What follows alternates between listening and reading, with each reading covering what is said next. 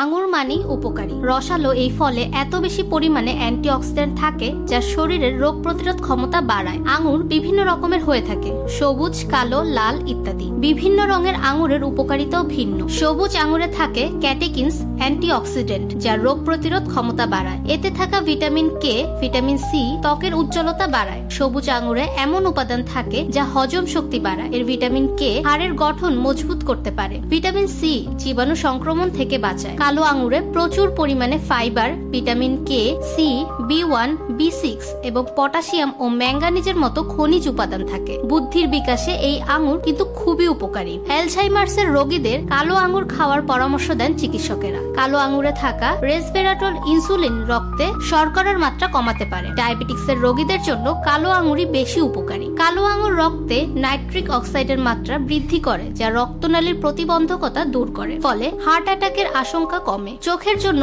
ভালো কালো আঙুর। লাল বা সবুজ আঙুরের তুলনায় এতে বেশি পরিমাণে অ্যান্টিঅক্সিডেন্ট রয়েছে। ত্বক ভালো রাখতেও খুব উপকারী কালো আঙুর। কিসমিস বা জেলি তৈরি করার জন্য লাল আঙুরই বেশি ব্যবহার করা হয়। লাল আঙুরে প্রচুর পরিমাণে ভিটামিন সি, ভিটামিন কে ও ম্যাঙ্গানিজ থাকে।